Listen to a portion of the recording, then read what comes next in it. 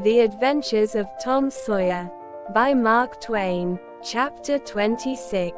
About noon the next day the boys arrived at the dead tree. They had come for their tools.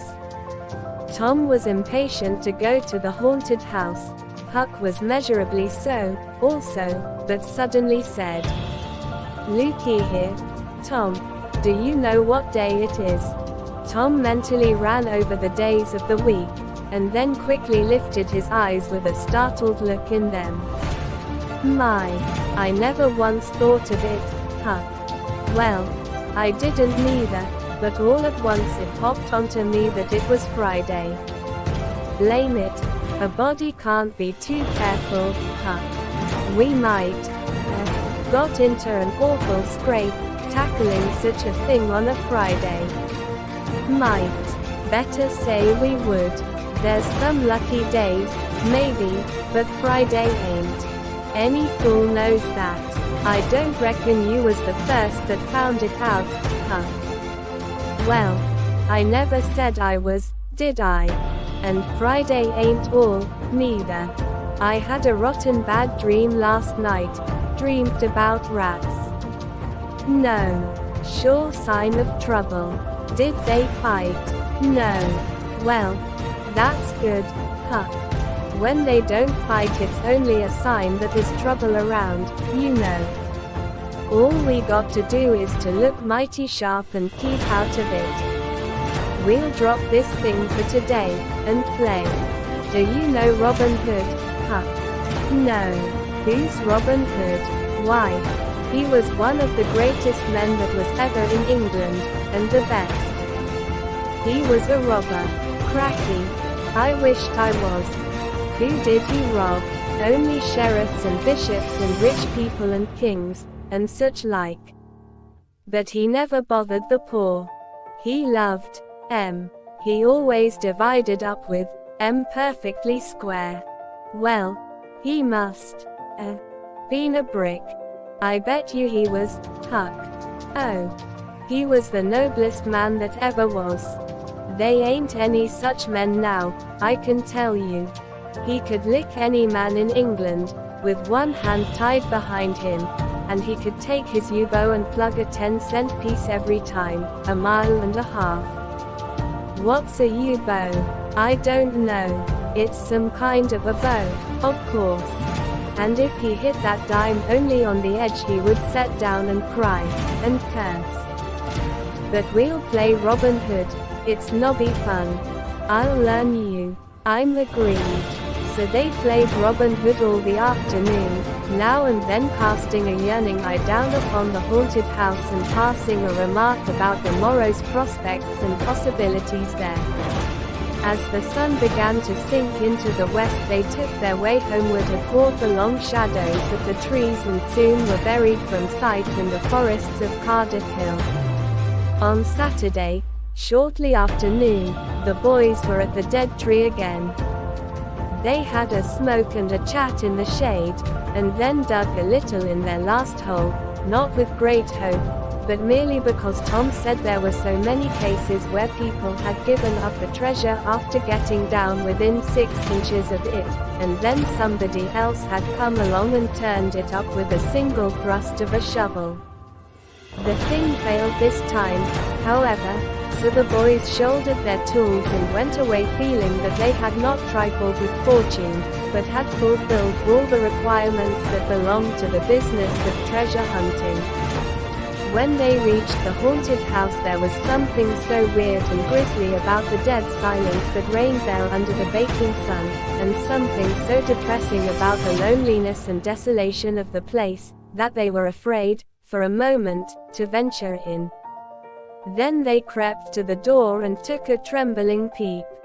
They saw a weed-grown, flawless room, unplastered, an ancient fireplace, vacant windows, a ruinous staircase, and here, there, and everywhere hung ragged and abandoned cobwebs.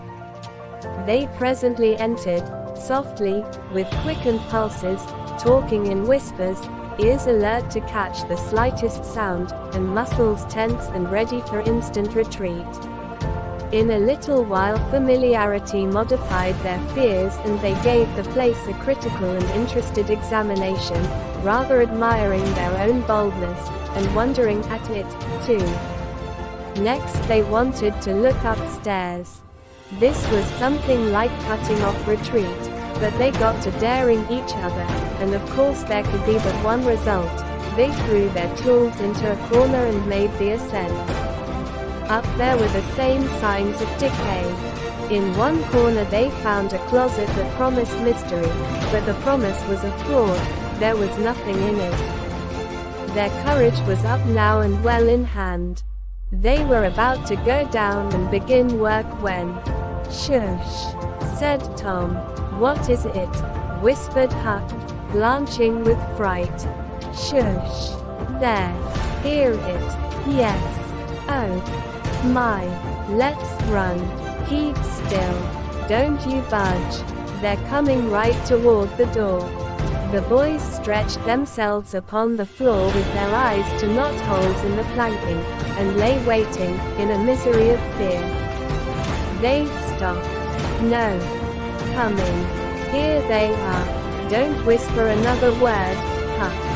My goodness, I wish I was out of this." 2 men entered. Each boy said to himself, "There's the old deaf and dumb Spaniard that's been about town once or twice lately, never saw t'other man before." T'other was a ragged, unkempt creature, with nothing very pleasant in his face. The Spaniard was wrapped in a serape. He had bushy white whiskers, long white hair flowed from under his sombrero, and he wore green goggles. When they came in, T'other was talking in a low voice. They sat down on the ground, facing the door, with their backs to the wall, and the speaker continued his remarks. His manner became less guarded and his words more distinct as he proceeded. "No," said he, "I've thought it all over, and I don't like it. It's dangerous. Dangerous," grunted the deaf and dumb Spaniard, to the vast surprise of the boys. "Milksop." This voice made the boys gasp and quake. It was Injun Joe's. There was silence for some time. Then Joe said, "What's any more dangerous than that job up yonder? But nothing's come of it." "That's different. Away up the river so, and not another house about. 'Twon't ever be known that we tried, anyway, long as we didn't succeed." "Well, what's more dangerous than coming here in the daytime? Anybody would suspicion us that saw us." "I know that. But there weren't any other places handy after that fool of a job. I want to quit this shanty. I wanted to yesterday, only it won't any use trying to stir out of here, with those infernal boys playing over there on the hill right in full view." Those infernal boys quaked again under the inspiration of this remark, and thought how lucky it was that they had remembered it was Friday and concluded to wait a day. They wished in their hearts they had waited a year. The 2 men got out some food and made a luncheon. After a long and thoughtful silence, Injun Joe said, "Look here, lad. You go back up the river where you belong. Wait there till you hear from me. I'll take the chances on dropping into this town just once more, for a look." "We'll do that. Dangerous job after I've spied around a little and think things look well for it. Then for Texas. We'll leg it together." This was satisfactory. Both men presently fell to yawning, and Injun Joe said, "I'm dead for sleep. It's your turn to watch." He curled down in the weeds and soon began to snore. His comrades stirred him once or twice and he became quiet. Presently the watcher began to nod. His head drooped lower and lower. Both men began to snore now. The boys drew a long, grateful breath. Tom whispered, "Now's our chance. Come." Huck said, "I can't. I'd die if they was to wait." Tom urged. Huck held back. At last Tom rose slowly and softly, and started alone. But the first step he made rung such a hideous creak from the crazy floor that he sank down almost dead with fright. He never made a second attempt. The boys lay there counting the dragging moments till it seemed to them that time must be done an eternity growing gray, and then they were grateful to note that at last the sun was setting. Now one snore ceased. Injun Joe sat up, stared around, smiled grimly upon his comrade, whose head was drooping upon his knees, stirred him up with his foot and said, "Here, you're a watchman, ain't you? All right. No, nothing's happened. My, have I been asleep? Oh, partly. Nearly time for us to be moving, pard. What'll we do with what little swag we've got left? I don't know. Leave it here as we've always done, I reckon. No use to take it away till we start south. 650 in silver's something to carry. Well, all right, it won't matter to come here once more. No. But I'd say come in the night as we used to do, it's better. Yes. But look here, it may be a good while before I get the right chance at that job. Accidents might happen. Tain't in such a very good place. We'll just regularly bury it, and bury it deep."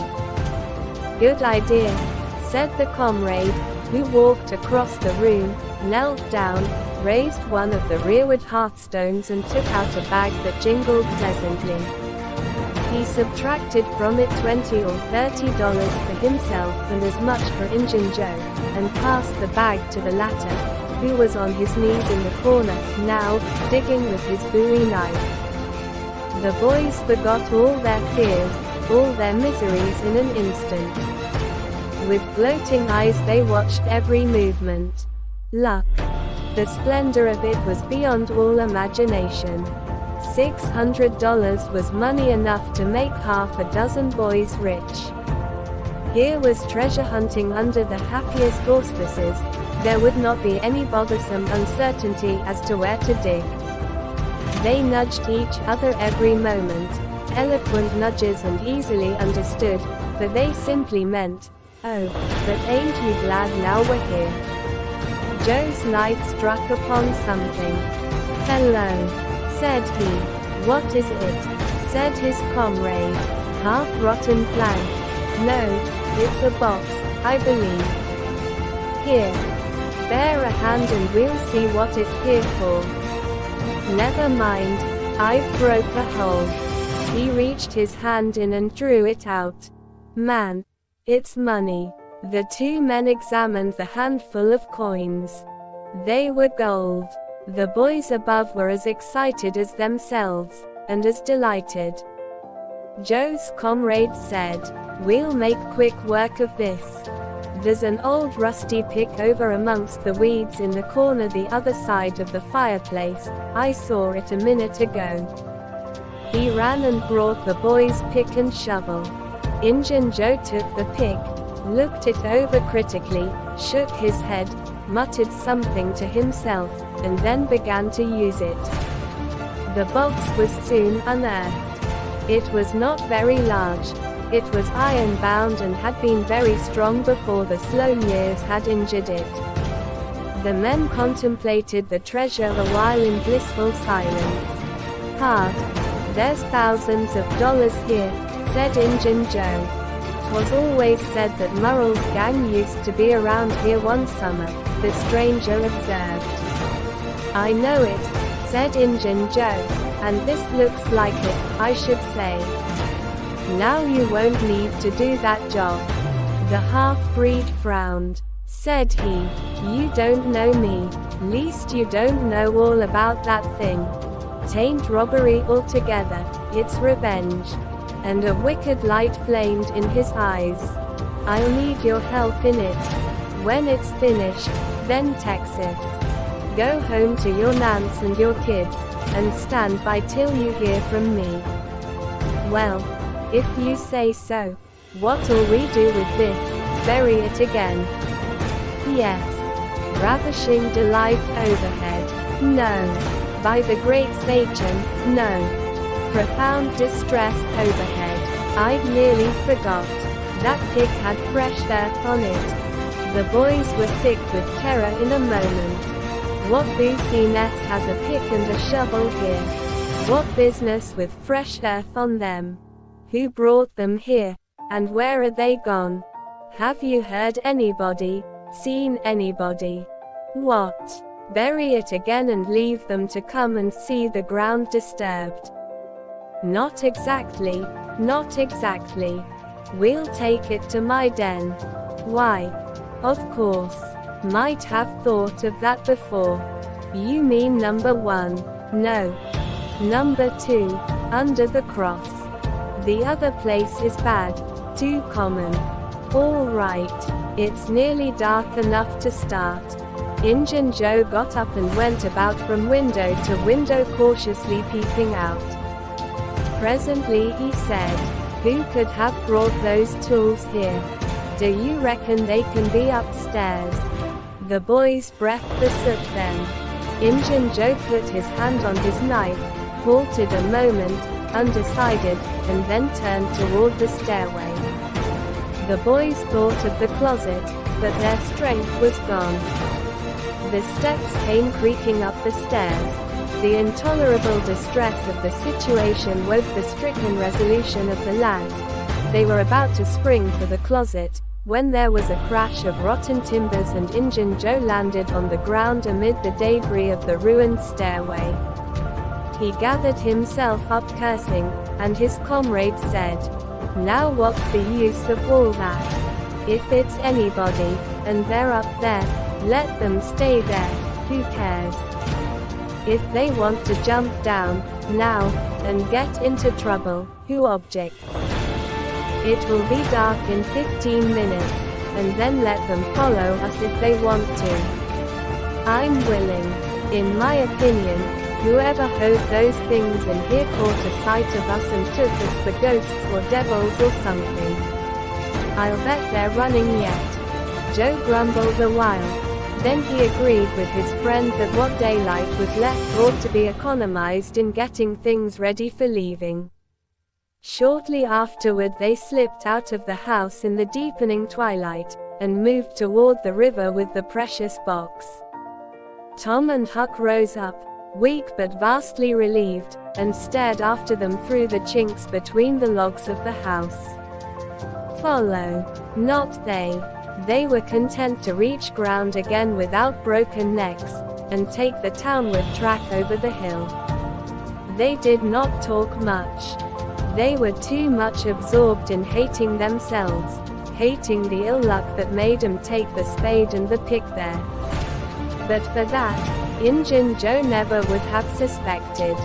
He would have hidden the silver with the gold to wait there till his revenge was satisfied, and then he would have had the misfortune to find that money turn up missing.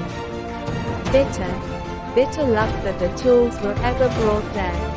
They resolved to keep a lookout for that Spaniard when he should come to town, spying out for chances to do his revengeful job, and follow him to number 2, wherever that might be.